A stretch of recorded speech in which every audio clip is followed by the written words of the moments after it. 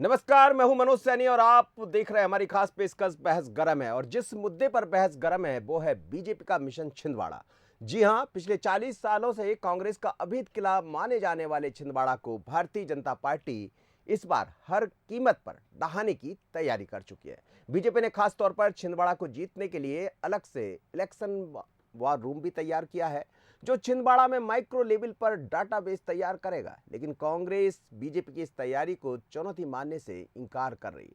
कांग्रेस का क्या कहना है ये तो अपनी जगह है, जरा देखिएगा भारतीय जनता पार्टी की तैयारियां क्या है। देखिए खास खबर।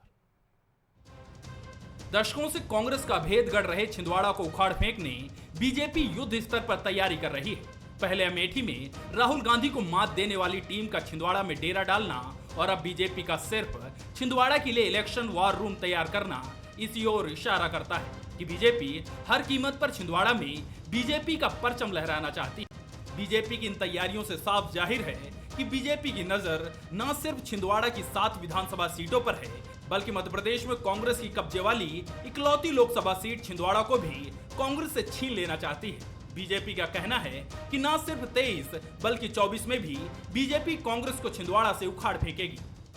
हमारे टारगेट पर छिंदवाड़ा है। 29वीं सीट भी भारतीय जनता पार्टी 2024 में हासिल करे, इसकी तैयारी में है। और उसके पहले 23 के चुनाव में भी भारतीय जनता पार्टी 7 के 7 विधानसभा जीते, इसकी तैयारी भी हमारी। लेकिन कांग्रेस बीजेपी की इन तैयारियों को चुनौती ही नहीं मानती।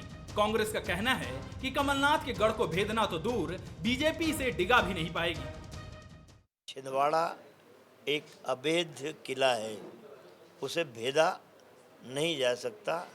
हर छिंदवाड़ा जिले के हर व्यक्ति के मन में कमलनाथ जी बसे हैं, तो भाजपा कितना कर ले, मोदी जी डेरा डाल लें, कोई फर्क नहीं पड़ता। अमेठी से आई टीम जहां खास अंदाज में घर घर पहुंचकर छिंदवाड़ा में कांग्रेस की कमजोर कड़ी तलाश रही है, तो वहीं इलेक्शन वॉर रूम बनाकर बीजेपी माइक्रो लेवल पर डाटाबेस तैयार करेगी। बीजेपी इस बार हर हाल में नाथ के गढ़ को भेद कर कमल खिलाना चाहती है। मनोज सैनी, बंसल न्यूज, भोपाल। तो आप समझ रहे होंगे कि भारतीय जनता पार्टी आखिर क्या करना चाहती है। भारतीय जनता पार्टी ने पहले भी हमने देखा कि अमित शाह वहां का दौरा किए, उसके बाद गिरिराज सिंह लगातार वहां प्रभारी बनाए गए हैं और जाते भी रहते हैं। और फिर वो टीम जो अमेठी जीती चुनाव को, उसी टीम को जिम्मे वहां का दिया गया। लेकिन ये बार रूम बनाकर आखिर क्या मैसेज देना चाहती भारतीय जनता पार्टी? क्या मुश्किल में डालेंगे कमलनाथ को, या कांग्रेस इस गढ़ को भेदने नहीं देगी? समझते हैं। आज मेरे साथ दो प्रवक्ता जोड़ रहे हैं। भारतीय जनता पार्टी की प्रवक्ता है नेहा बग्गाई। नेहा जी, आपका बहुत स्वागत है। और कांग्रेस के प्रवक्ता है फिरोज सिद्दीकी जी, बहुत स्वागत है आपका।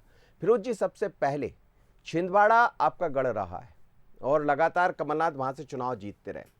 लेकिन आप देखिए जिस तरह भारतीय जनता पार्टी ने तैयारियां की है, आज वार रूम भी वहां पर शुरू हो गया और ये पहला ऐसा चुनावी स्थान है जहां से वार रूम की शुरुआत की है। और वो है वहां से पल पल की खबरें दिल्ली जाएगी, तो मुश्किल पड़ेगी कमलनाथ की इस बार। देखिए, मुश्किल उस नेता को पड़ती है जो अपने क्षेत्र में ना रहता हो। मुश्किल उस नेता को पड़ती है जो जिसका जनता के साथ सतत संपर्क ना हो। मुश्किल उस नेता को पड़ती है जिसके पास जनता को बताने के लिए उपलब्धियां ना हो। ऐसी एक भी चीज़ भारतीय जनता पार्टी खोज के नहीं ला पाई। आप याद करिए, वहाँ से कमलनाथ जी नहीं, वहाँ से नकुलनाथ जी सांसद हैं। और याद करिए जो कोविड आया था, तो छिंदवाड़ा का एक आदमी कोई आप बता दीजिए जिसने सोशल मीडिया पे कहा हो कि मुझे रेमडेसिविर चाहिए, मुझे ऑक्सीजन चाहिए, मेरे पास एम्बुलेंस नहीं मिल रही है। कमलनाथ जी ने खुद वहाँ, नकुलनाथ जी ने अपने व्यवस्था की, एम्बुलेंस की, ऑक्सीजन सिलेंडर्स की, रेमडेसिविर की, और एक एक आदमी का स्वयं अपने स्तर पर जाकर इलाज कराया। जबकि कोई किसी नेता की सेवाएं इस हद तक होती हैं और इस हद तक वो जनता के बीच जुड़ा होता है, उस नेता को हराना आसान नहीं होता। क्योंकि नेता जो जनता जो होती है ना, जनता हमेशा अपने नेता की सेवाओं का प्रतिसाद देती है। तो वो कमलनाथ जी की या नकुलनाथ जी की ये सेवाएं, ये तो मैंने एक आपको छोटा सा उदाहरण बताया है। आप किसी भी आदमी को कहिए वहाँ के ब्लॉक कांग्रेस कमेटी से वो एक पत्र लिखवा के नकुलनाथ जी के पास दिल्ली चला जाए और नकुलनाथ जी को बताए कि मुझे ये काम है और मेरा ये इलाज होना है, बाकी का काम वो नकुलनाथ जी खुद कर देंगे, उसको कुछ करने की आवश्यकता नहीं है। और अगर उसकी क्षमता नहीं है तो नकुलनाथ जी उसका प्रबंध भी करते हैं वापस छिंदवाड़ा लौटने का। तो जब कोई नेता इस तरीके से जुड़ा होता है और फिर जब उन्होंने अपने क्षेत्र का विकास किया है कि उसको एक मॉडल बना दिया उन्होंने पूरे देश के लिए छिंदवाड़ा को, कि ये किसी आदिवासी जिले को इस तरीके से लोगों के साथ जोड़ा जाता है, वो उसको इस तरह विकसित किया जा सकता है। ठीक है। तो जब इतनी सेवाएं होंगी तो भारतीय जनता पार्टी कमलनाथ जी के लिए ना बोले, हम तो ये कहते हैं उन्होंने जो किया ठीक किया भाई, नहीं किया। आप ये बताइए कि 9 साल की मोदी सरकार ने और 20 साल की शिवराज सरकार ने वहां क्या क्या किया, जरा एक प्रेस चलिए कॉन्फ्रेंस नेहा तो करो बग्गा जी भाई। बता देंगे। नेहा उपलब्धियां बग्गा तो बताओ भाई हमको। जी नेहा जी, हम देख रहे हैं आप भी वहाँ मौजूद थी जब अमित शाह आए और तमाम कार्यकर्ता वहाँ पर पहुंचे हुए थे। उसके बाद गिरिराज सिंह भी 2 से 3 बार वहाँ पर आ चुके हैं। लगातार केंद्र की नज़र है। पिछली बार आते आते चूक गया, 35,000 से लगभग मुझे लगता है नकुलनाथ वहाँ से जीते। क्या इसीलिए भारतीय जनता पार्टी वहाँ पर पूरा ध्यान लगाकर बैठी है, या इसलिए कि 23 के पहले इतनी मजबूती कर दी जाए कि 23 में भी कमलनाथ वहाँ बंध जाए और 24 में भी बंध जाए? मनोज जी देखिए, सबसे बड़ी बात यह है कि कमलनाथ जी जो अपना गढ़ बताते हैं छिंदवाड़ा को, उस गढ़ से भारतीय जनता पार्टी की जीत का आगाज हो चुका है। और कब हुआ? अभी एक उपचुनाव हुआ था पार्षद के चुनाव का, जिसमें कमलनाथ जी की आप देखिए कि 40 साल का अनुभव, 40 साल की कॉन्स्टिट्युएंसी, और उस जहां से वो सांसद रहे लगातार, जहां से वो विधायक चुनकर आए, वहां पे उन्हें कैंप करके रहना पड़ा केवल एक सीट के लिए। और वहां पर क्या परिस्थिति बनी कि लगातार 9 जून से लेकर 12 जून तक कमलनाथ जी ने कैंप किया, अनेकों बैठकें ली, अनेकों वहां पर संगठन के लोगों को एकत्रित किया, पूर्व मंत्री को लगाया, सक्सेना जी से लेकर महापौर तक सबको लगा के रखा। नकुलनाथ वर्चुअली कार्यकर्ता से जुड़े रहे। उसके बावजूद भारतीय जनता पार्टी का एक बहुत सामान्य से कार्यकर्ता उस चुनाव को निकाल कर लेकर आया और अच्छी बढ़त के साथ में भारतीय जनता पार्टी ने विजय वहां पर हासिल की है। उसका मुख्य कारण यह है कि आज तक जनता को गुमराह करने में कमलनाथ जी और कांग्रेस पार्टी सफल रही है। छिंदवाड़ा मॉडल आप हम सब जानते हैं कि कमलनाथ जी कितने बड़े उद्योगपति हैं। वो इतने बड़े उद्योगपति हैं कि पैदल से ज्यादा तो वो हेलीकॉप्टर में चलते हैं, देश से ज्यादा, मध्य प्रदेश से ज्यादा तो विदेश में पाए जाते हैं। और उसके बावजूद आज वहां पर एक इंडस्ट्री बता सकते हैं क्या कांग्रेस के प्रवक्ता जो कमलनाथ जी ने वहां के लोगों के लिए लगा दी हो? स्पाइस फैक्ट्री के नाम पर जमीन ली और वो पैसा कहाँ गया ईश्वर जाने। उसी तरीके से जिस प्रकार से वहां का पूरा एक कल्चर है आदिवासियों का, आदिवासी की कमलनाथ जी के जो सरकार थी 15 महीने की, एक महिला की बलात्कार करके वहां पर हत्या कर दी गई। पर कमलनाथ जी की सरकार में जिस क्षेत्र से वो आते हैं उस बच्ची का प्रकरण दर्ज नहीं हुआ, वो मीडिया रिपोर्ट्स में सीमित होकर रह गया, गुंडा राज फिर से वापस जो आ गया था। तो कमलनाथ जी की उपलब्धि के नाम पर केवल एक ब्रांडिंग थी और एक बड़े प्रोफेशनल कॉर्पोरेट होने के नाते उन्होंने ब्रांडिंग बहुत खूबसूरत की थी।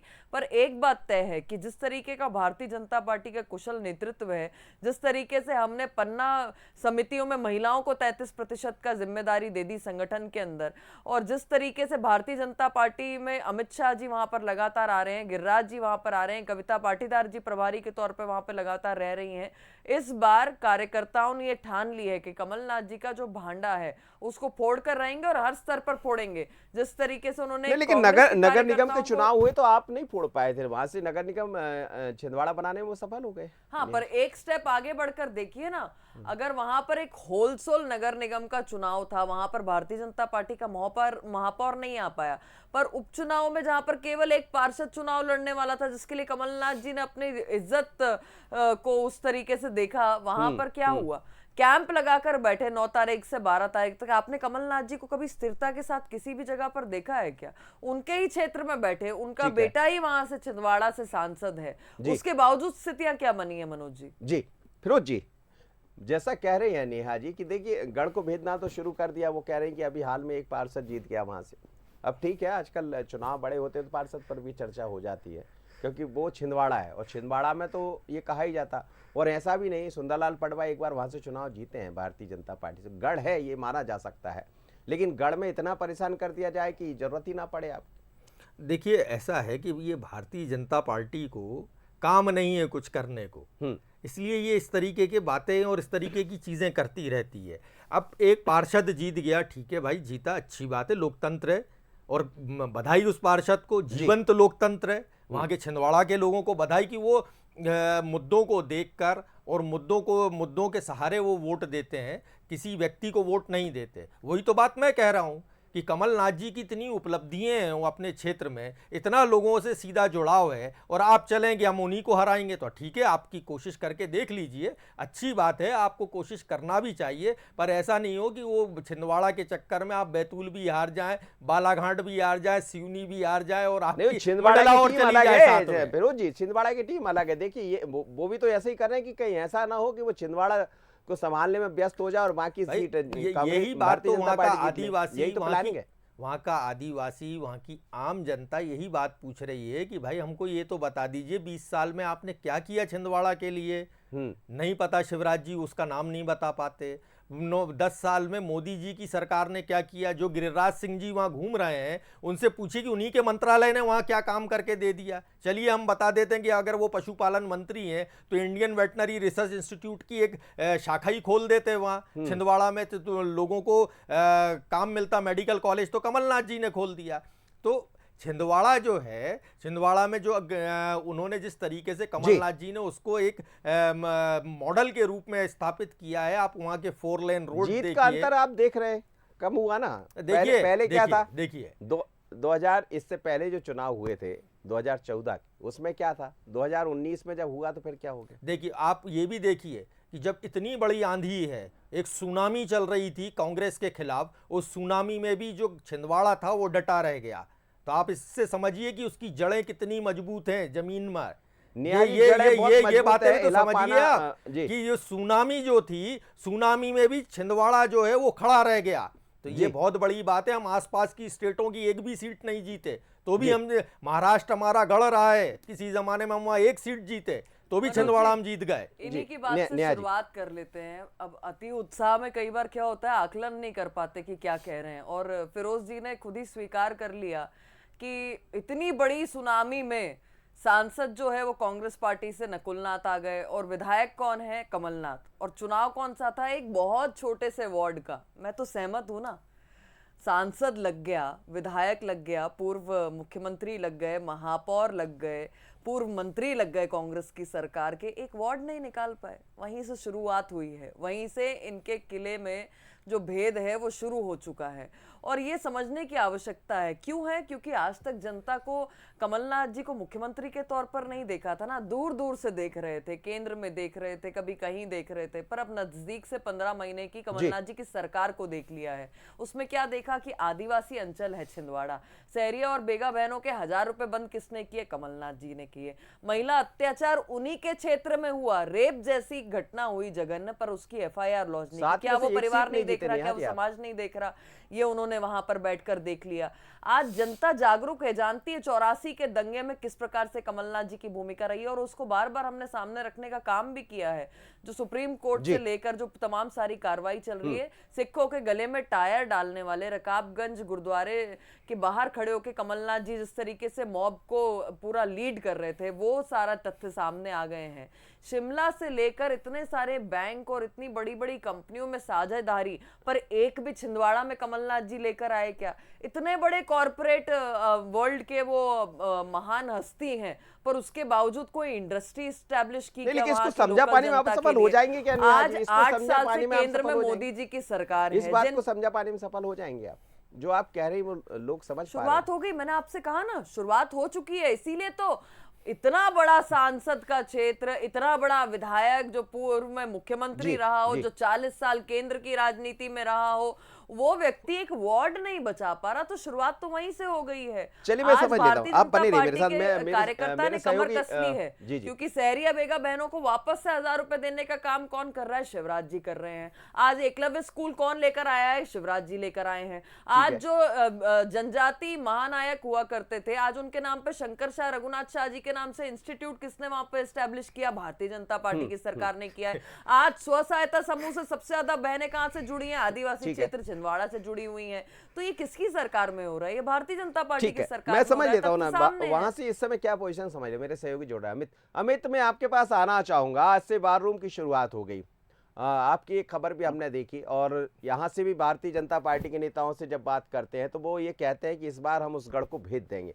आप बड़ी बारीकी से वहाँ समझ रहे हैं। पिछली बार भी जीत का जो अंतर रहा वो कम हुआ, नकुलनाथ कम वोटों से जीते बनस्पत पहले के चुनाव को हम देखें तो। क्या इसीलिए भारतीय जनता पार्टी को लग रहा और है क्या आप फील्ड पर क्या देख रहे हैं वहाँ? जी मनोज जी, मैं आपको बता दूं कि छिंदवाड़ा जो है वो इस समय राजनीति का केंद्र बिंदु बन गया है। मध्य प्रदेश की राजनीति में छिंदवाड़ा हमें गाहे बाहे जो देखने को मिल जा रहा है। छिंदवाड़ा को भारतीय जनता पार्टी ने इसलिए भी प्रेस्टीज पॉइंट बना लिया है कि मध्य प्रदेश में 29 लोकसभा सीट होने पे एक ही छिंदवाड़ा जो है वो भारतीय जनता पार्टी पराजित हुई है। और अगर इसके इतिहास की हम बात करें तो एकमात्र उपचुनाव में भारतीय जनता पार्टी यहाँ पर विजय श्री हासिल हुई थी। किसी भी आम चुनाव में भाजपा जो है लोकसभा में भी नहीं जीत पाई, लेकिन इस बार पूरा केंद्रीय नेतृत्व कहे चाहे प्रदेश का नेतृत्व कहे, भारतीय जनता पार्टी ने छिंदवाड़ा में फोकस बनाया हुआ है। अमित शाह जी ने कमाल संभाली हुई है। छिंदवाड़ा उनका प्रवास होता है। छिंदवाड़ा प्रवास के दौरान अमित शाह पार्टी के आला नेताओं के साथ बैठक करते हैं। जिले में उनके आने के बाद एक अलग ही वातावरण है, कार्यकर्ता उत्साहित है, पार्टी के नेता उत्साहित है। और एक महत्वपूर्ण बात जो है वो अमेठी चुनाव जो है वो जिताने वाले जो है लोकसभा के विस्तारक अशोक यादव का छिंदवाड़ा आ जाना और छिंदवाड़ा में पूरी बागडोर को अपने हाथ से ले लेना, ये महत्वपूर्ण है। सिलसिलेवार तौर पे मनोज जी, भारतीय जनता पार्टी जो है छिंदवाड़ा को फतह करने में लगी हुई है, प्लानिंग का एक हिस्सा है। आज छिंदवाड़ा में भारतीय जनता पार्टी ने जिला भाजपा कार्यालय में एक वार रूम बनाया। इलेक्शन वार रूम में 40 कंप्यूटर दिल्ली से बुलाए गए, अत्याधुनिक उपकरण यहाँ पर बुलाए गए हैं। पल पल की जानकारी लेने के लिए, कार्यकर्ताओं को चार्ज करने के लिए, बूथ लेवल तक अपनी पहुंच को मजबूत करने के लिए मनोज जी ये पूरी तमाम कैसे काम कैसे करेंगे, बस अमित मुझे इतना समझा दीजिए। ये जो बार रूम बनाएगा ये काम किस तरह करेगा वहां पर?